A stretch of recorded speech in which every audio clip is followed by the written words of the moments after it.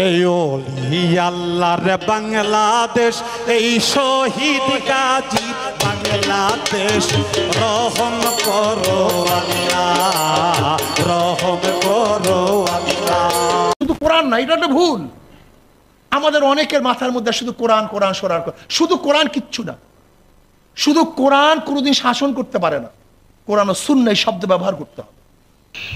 আউযু বিল্লাহি মিনাশ শাইতানির রাজিম। বিসমিল্লাহির রহমানির রহিম। আদম আলাইহিস সালাম হতে হযরত মুহাম্মদ সাল্লাল্লাহু আলাইহি ওয়াসাল্লাম এবং যত পীর ওলি গাউস কুতুব সকলের পায়ে ভক্তি এবং সালাম রেখে আজকে বাংলাদেশের প্রেক্ষাপট নিয়ে কিছু আলোচনা করার চেষ্টা করব।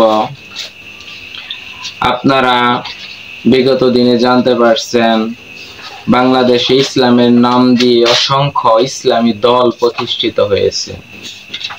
তারা দাবি করতেছে তারা ইসলামী দল, আসলে প্রকৃত পক্ষে তারা ইসলামী দল কিনা আমরা আজকে সেগুলো কোরআন থেকে জানার চেষ্টা করব। আসলে তারা প্রকৃত পক্ষে মুসলমান কিনা। তারা দাবি করতেছে বাংলাদেশের ইসলামী দল, তারা ইসলাম প্রতিষ্ঠা করবে, কিন্তু বর্তমানে তাদের কথাগুলো শুনলে এরকম মনে হইতেছে বাংলাদেশে যে একটা বান্দরের সার্কাস খেলা শুরু হয়েছে। ইসলামী দল দাবি করতেছে, বলতেছে এক দলকে ভোট দিলে জান্নাত নিশ্চিত, আরেক দল বলতেছে ওই দলকে ভোট দিলে রসুলকে ভোট দেওয়া হবে। তাহলে বান্দরের যে সার্কাস খেলা বর্তমানে বাংলাদেশে ইসলামের নাম দিয়ে যে ইসলামী দলগুলো করতেছে, আসলে কি আর ইসলামী দল? বিগত দিনে আমির হামজা, জামাত ইসলাম আমির হামজা উনি বক্তব্য দিয়েছে, আপনারা সবাই জানেন, অসংখ্য বক্তব্য দিয়েছে, দেশে বিভ্রান্তকর। বিগত দিনে একটি বক্তব্য দিয়েছে জামাতকে ভোট দিলেই সে জান্নাত পাবে, জান্নাতের টিকিট পাবে। চরমনায় পীর, হাত পা খামার খা, ফয়জুল করিম, আমি একে ফয়জুল করিম বলবো না, ফাজিল করিম। এই ফাজিল পীর, উনি পীর লেখে যে ফয়জুল করিম পীর সাহেব, আমি বলবো ফাজিল করিম। এই ফাজিলের ঘরের ফাজিল, ও শুধু ফাজিল না, ওর গোষ্ঠীটাই ফাজিল। যদি ফাজিল না হতো, কোরআনের প্রয়োজন নাই, কোরআন কিছুই না, এই কথাটা কোনো মানুষ বলতে পারবে না। ইহুদি, খ্রিস্টান, বৌদ্ধ, হিন্দু যত ধর্মের লোক আছে, তারা কখনো কোরআনকে এরকম অবজ্ঞা করে মনে হয় কোনো কথাই পৃথিবীতে আজ পর্যন্ত কেউ বলে নাই যে কোরআন কিছুই না। প্রত্যেকটা ধর্মের লোক কোরআনকে মনে করে মুসলমানের একটা ধর্মগ্রন্থ, এরা পরিপূর্ণ বিশ্বাস করে। আর পৃথিবীতে যা কিছু আবিষ্কৃত হইতেছে সমস্ত কিছুই কোরআন গবেষণার মাধ্যমে করতেছে। আর এই ফাজিল করিম বলতেছে কোরআন কিছু না। তাহলে কি কোরআন সুন্নাহ? সুন্নাহ কোত্থেকে আসলো? কোরআন যদি না থাকে সুন্নাহ থাকে কিভাবে? কোরআন যদি না থাকে নবী থাকে কিভাবে? কোরআন যদি কিছু না থাকে রসুল থাকে কিভাবে? কোরআন যদি কিছু না হয় সুন্নাহ তো আরো কিছুই না, বাতিল।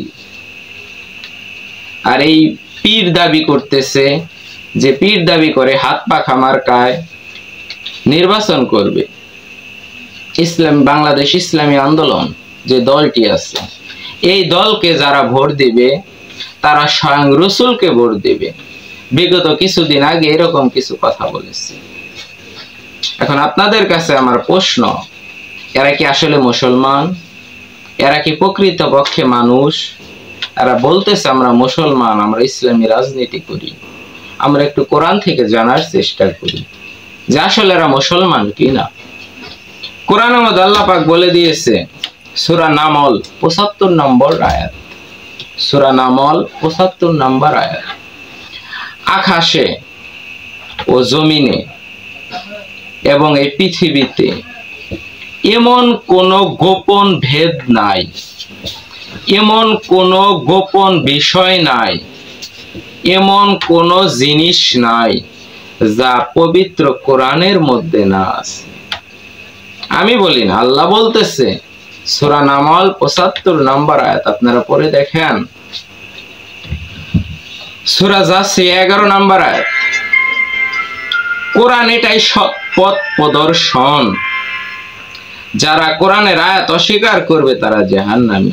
আল্লাহ বলতেছে কোরআনই সঠিক পথ, কোরআনই সোজা পথ, কোরআনই সহজ পথ, কোরআনই একমাত্র সঠিক পথ। আমি বলি না, আল্লাহ বলতেছে, আপনারা পড়ে দেখেন সূরা জাসিয়া 11 নং আয়াত। তাহলে চরমনাই পীর বলতেছে কোরআন কিছু না। আপনার কথা আল্লাহ যে বলতেছে, এখন আল্লাহর কথা বিশ্বাস করব না চরমনাই পীর ফাজিল করিমের কথা বিশ্বাস করব? বলেন আপনারা, আল্লাহর জবানের কথা সঠিক না ফাজিল করিমের কথা সঠিক? আরো কিছু আয়াতের কথা উল্লেখ করতেছি। অসংখ্য আয়াত আছে কোরআনের মধ্যে, কারণ কোরআনে ৬,২৩৬ আয়াত রয়েছে। প্রত্যেকটা আয়াত মানব জাতির মুক্তির জন্য দিক নির্দেশ করতেছে। প্রত্যেকটা আয়াতই প্রত্যেকটা মানুষের জন্য গুরুত্বপূর্ণ, একটি অপরকে ছাড়া চলবে না, প্রত্যেকটি প্রয়োজন। যেমন সূরা মায়দা ৪৪, ৪৫ এবং ৪৭ নম্বর আয়াত। সূরা মায়দা ৪৪, ৪৫ এবং ৪৭ নং আয়াত। যারা আল্লাহর বিধান, আল্লাহর কোরআন দিয়ে নিজের জীবনে, নিজের পরিবারে, নিজের সমাজে, রাষ্ট্রে, রোজগারে, প্রত্যেকটা ক্ষেত্রে যারা কোরআন দিয়ে বিচার করে না তারা কাফের, তারা ফাসেক, তারা জালেম। কে বলল? স্বয়ং আল্লাহ আমার রাসূলের জবান দিয়ে বলে দিয়েছে সূরা জাসিয়ার মধ্যে, যারা কোরআন দিয়ে নিজের ব্যক্তি জীবন, পারিবারিক জীবন, সামাজিক জীবন, অর্থনৈতিক জীবন, রাজনৈতিক জীবন, এক কথায় প্রত্যেকটা দিক কোরআন দিয়ে যারা বিচার করবে না তারা ফাসেক, তারা জালেম, তারা কাফের। এই আয়াত অনুযায়ী চরমনাই পীর সাহেব বলতেছে কোরআন কিছু না, কোরআন কিছু না, সুন্নতি সব কিছু। কোরআন দিয়ে কিছুই হবে না। আর আল্লাহ বলতেছে যারা কোরআন দিয়ে বিচারই করে না তারাই কাফের। তাহলে এই ফাজিল করিম কি? এই চরমনাই পীর কাফের, চরমনাই পীর ফাসেক, চরমনাই পীর জালেম। আর এদেরকে যারা অনুসরণ করবে তারাও কাফের, তারাও ফাসেক, তারাও জালেম। এদেরকে যারা সহযোগিতা করবে তারাও কাফের, তারাও ফাসেক, তারাও জালেম। আমি বলি না, পবিত্র কোরআন বলতেছে। আমাদের উপর রাগান্বিত হয়ে লাভ নাই, আমি কোরআনের কথা বলতেছি, আমার ব্যক্তিগত কোনো কথা আমি বলি না। জামাত ইসলাম বলতেছে জামাতকে ভোট দিলে জান্নাত নিশ্চিত, জান্নাতে যাওয়া যাবে। কোরআন কি বলতেছে? এই ভোটাভুটির চল কি নবীর যুগে ছিল? যারা বলতেছে জামাতকে ভোট দিলে জান্নাত, কোন হাদিসে আছে জামাতকে ভোট দিলে জান্নাত? কোরআনের কোন আয়াতে আছে জামাতকে ভোট দিলে জান্নাত? চরমনাই পীর তো মুসলমানই না। চরমনাই পীর কোরআন অনুযায়ী মুসলমান না। উনি যতক্ষণ পর্যন্ত তওবা না করবে এবং এই জাতির কাছে ক্ষমা না চাবে, কারণ উনি ধর্ম অবমাননা করেছে, মুসলমানের পবিত্র গ্রন্থ আল কোরআনকে অবমাননা করেছে। সে যদি ক্ষমা না চায়, বাংলাদেশ আইন অনুযায়ী তার বিরুদ্ধে আইনগত ব্যবস্থা নেওয়া হোক। আর জামাত ইসলাম ক্ষমতার লোভে, লালসা, লোভ, লালসার মধ্যে পড়ে, ক্ষমতার মোহে পড়ে এরা মুখ দিয়ে মনে মন কিছু কথা বলতেছে, যাদের ঈমান হারিয়ে গেছে, এদের ঈমান নাই। যদি একটা দলকে ভোট দিলে জান্নাত পাওয়া যায়, এই কথা কোন জায়গায় আছে? এরা কি নবী? এরা কি নবীর ওয়ারিস? এরা কি রাসূলের ওয়ারিস? কিভাবে? কারণ এদের যত ইতিহাস, এদের যে কার্যকলাপ, এরা তো মুসলমানের মধ্যে পড়ে না, কারণ এরা কোরআন মানে না। কেমন কোরআন মানে না? কোরআনের মধ্যে বলা হয়েছে মিথ্যা বলা হারাম, যারা মিথ্যা বলবে তাদের উপর আল্লাহ পাকের লানত। আর এই জামাত ইসলামের বক্তারা বলতেছে মিথ্যা বলা যায়। তাহলে আল্লাহর আইনের বিরুদ্ধে নতুন আইন তৈরি করে যারা, তারা কিভাবে মুসলমান হতে পারে? যারা আল্লাহর আইনের বিরুদ্ধে নবীর নামে নিজেরা আইন তৈরি করে নবীর নামের উপরে চালিয়ে দেয়, এরা কি মুসলমান? এরা কখনোই মুসলমান না। তাই বাংলাদেশে যারা ইসলামের নামে রাজনীতি করতেছে, এরা একজন মুসলমান না। ইসলামের নামে রাজনীতি যারা করতেছে তারা কেউই মুসলমান না। যদি আপনারা আমার সাথে বসতে চান, আমি বসার জন্য প্রস্তুত।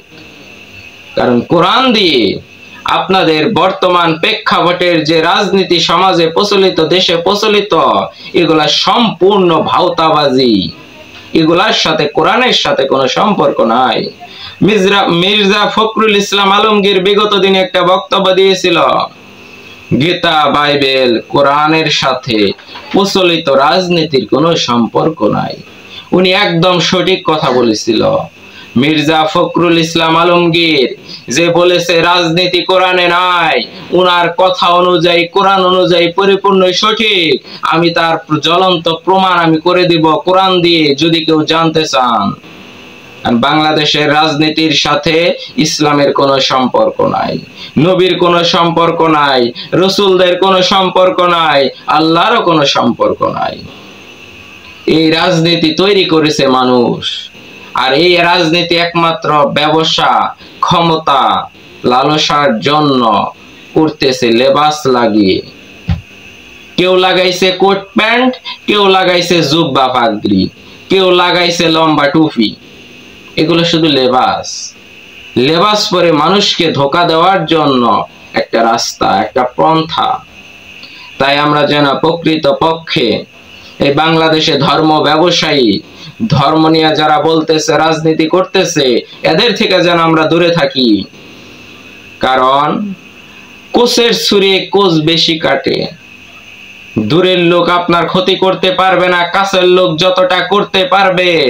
লেবাস লাগিয়ে যাদেরকে আমরা হুজুর বলতেছি, যাদেরকে আমরা সম্মান করতেছি, যাদেরকে আমরা ভালোবাসতেছি, এরাই আমাদের সব থেকে বড় শত্রু।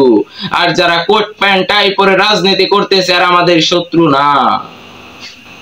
বাংলাদেশে বিএনপি, জাতীয়বাদী দল বিএনপি, আওয়ামী লীগ আর অন্যান্য দল রয়েছে, এরা ইসলামের শত্রু না।